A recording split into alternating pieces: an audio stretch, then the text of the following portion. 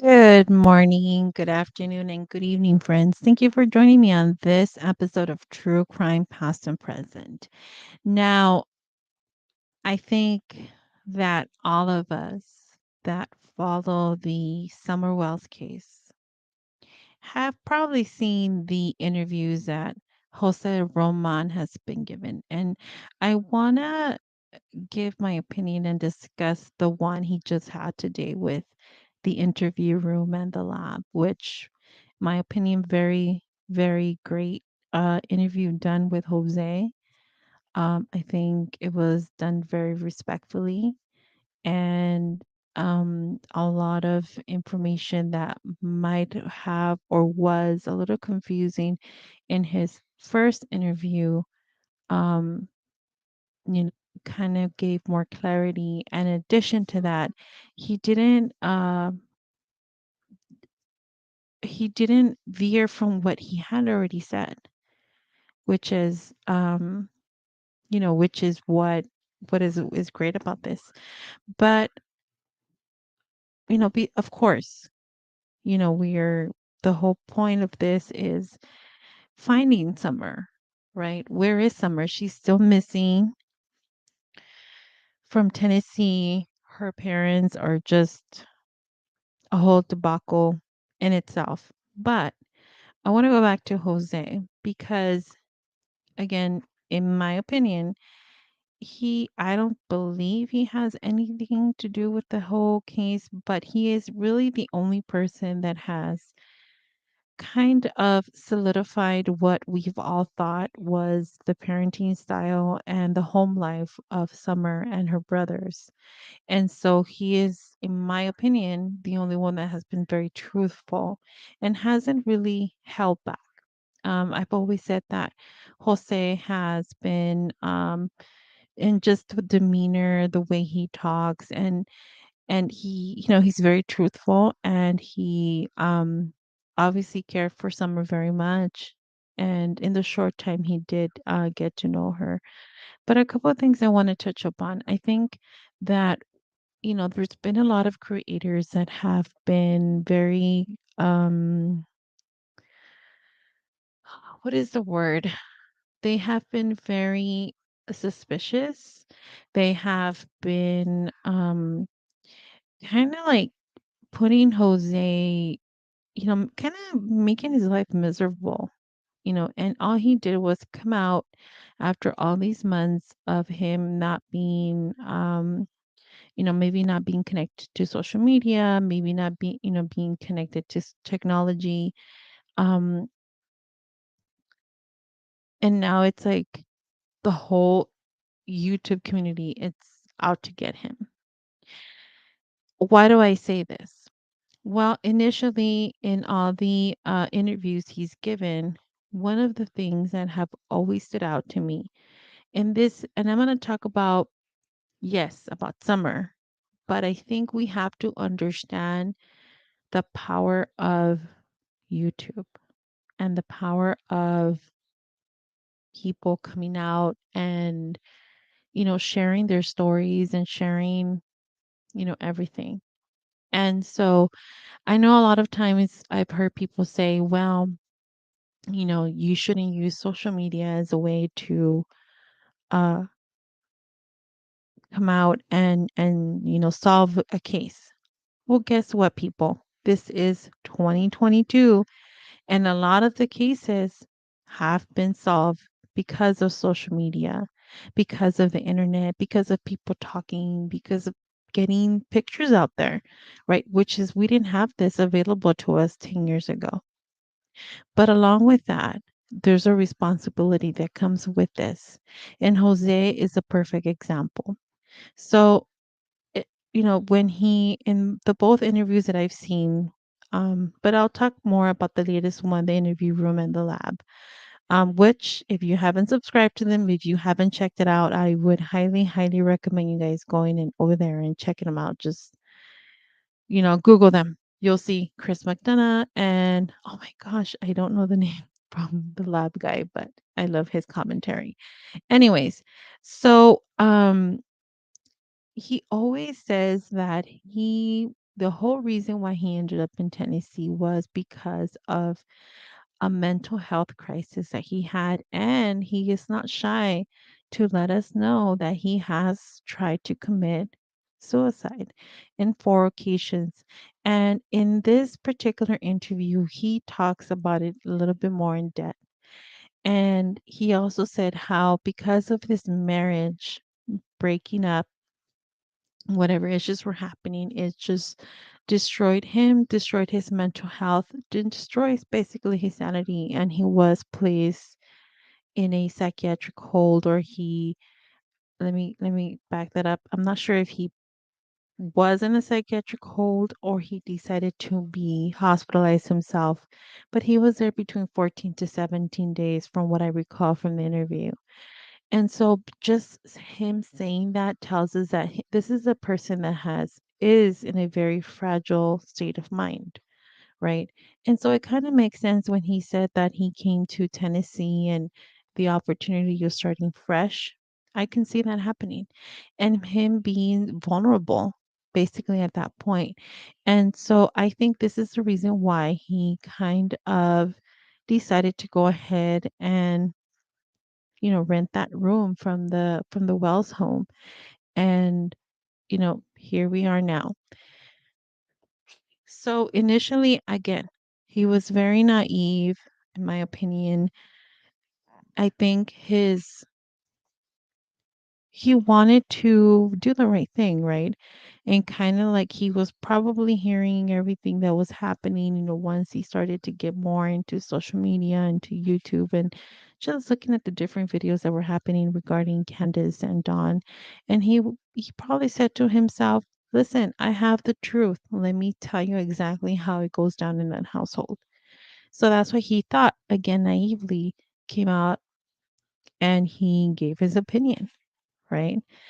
But in the interview that he had towards the end, and I do want to say this in the beginning, Chris said, I vetted him. He is legitimately saying who he is. I've had conversations with him prior to this interview, right? And I'm saying this because the tone of Jose when he was giving the interview. Oh, let me back that up a little bit. And Chris did say, I'm not going to let you lie. I am not going to let you you know, veer from the truth, or if you just don't know any dates or any particulars that I'm asking, just say that. It's fine. Which is wonderful because in his initial interview, I felt that he was pressured into in his mind, right? Nobody was pressuring him, but I'm thinking just what I got from it was that he was really trying to give dates. He was trying to be very precise. I mean, and it has been a couple years since he lived in that home. So some dates might have been a little wrong. Maybe some things were a little exaggerated, which is normal. It's typical storytelling tactics that we all do, right? Um, but the most significant part, well, again, check out the interview. It's about 2 hours long. I'm not going to do 2 hours, but um, towards the end, he did share some concerning information. He did share that one, he did lose his job because of the interview and because of the harassment he's been receiving because of the interview. He is homeless, right? And in my opinion, his state of mind is a little fragile, knowing the history that he's had. So I am very concerned for him. I know Chris did check up on him, and I'm pretty he's a professional in law enforcement, and I'm pretty sure he's going to be checking up on him to make sure that he's okay. Um, I do hope, and I did comment on his stream, that I'm hoping that maybe they can have a face-to-face interview. I think that would be because I know they're going to do another interview where they're going to go more into certain details that they want to ask him. But the reason I want I if possible, I'm not sure what the COVID laws or the restrictions are wherever they're at, but you know, he like I said, he's very fragile. And so if they have him face to face and they see that, you can kind of read a person when their mental health is being affected. Maybe they can kind of like maneuver the whole situation. I just feel very sad for Jose. He seems a very compassionate man. But the YouTube community, the whole social media community can be very cruel, and this is a prime example of it. Right? Here's a man that's wanting to come out and tell his story, and now his life was shattered a couple years ago due to personal reasons, personal choices, whatever it might have been. It took him some time to gain his mental health back to where it was, or for him to begin to think clearly. He did share he had 4 attempts of suicide, but because of Candace's kids, he kind of said it was because of them that he didn't, it wasn't a successful attempt. So, um, and then now, like, he worked hard. I think this is the reason why he kind of like didn't want any social media uh link, Facebook, none of that stuff. And I get it. And I get it. He didn't want to be attached to social media or Instagram, none of that stuff. Um, And I get it. And then now that he had his life, he probably had a home. He was probably, had a little stable job. He had, probably some friends or whatnot, maybe even recovering some of the relationship with his kids. I'm not sure. And then because of the interview, people are attacking him. I mean, come on. What, why would, um, anybody be calling his job? To what extent, to what end? And then not only that, they're blaming him to be a RSO. He's no, and he's not. He said it from the first time. And that's the tricky part with social media and having kind of like a common name, right? Jose Roman. Even though it's not as common, it is common. So Jose is very common in the Hispanic or Latinx community. Roman is not as, but I mean, if we look at it in the whole United States, then I'm pretty sure there's more than one. And this is exactly the result of that. He is being blamed for somebody else's crimes. And he did admit, yes, I have had law enforcement. I was in jail. I had my own issues. Again, listen to it. I'm not gonna go over that particular um, area of what he shared, but everything he did share, it tells me that this is a very compassionate man. And yeah, we all make mistakes. We're all human. None of us are perfect. And now he's being attacked.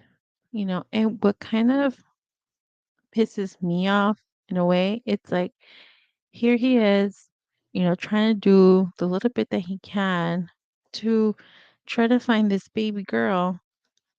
Let me pull her picture again because we need to see her beautiful face. He's trying to do what he can to somehow trying to bring this baby home. And what is a mother doing? Starting another YouTube channel. Now, tell me how is that relevant on finding your child? Which brings me to another point.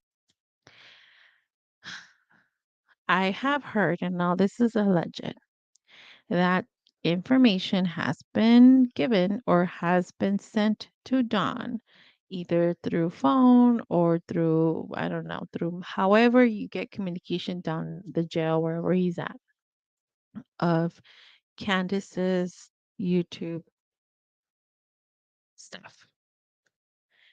So, what's going to happen when he gets out? We don't know, but we know what history says, right? And if we see, If you guys saw some of those lives that Don was doing with Candace, and we saw the way he was treating her during those lives, imagine what's going to happen when he comes out. I hope this woman has a plan. I don't condone any DV against anybody for any reason, but I hope this woman has a plan B along with her mom if she's still on the property, unsure. Um, because he's gonna come out.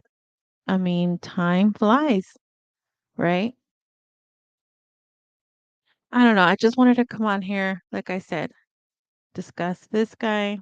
I hope if he, I don't know if he, I'm a very small YouTube channel, but if he ever does listen to this, I hope that, if all this YouTube stuff is affecting your life, maybe you need to step away for a bit and try to regain your life, right?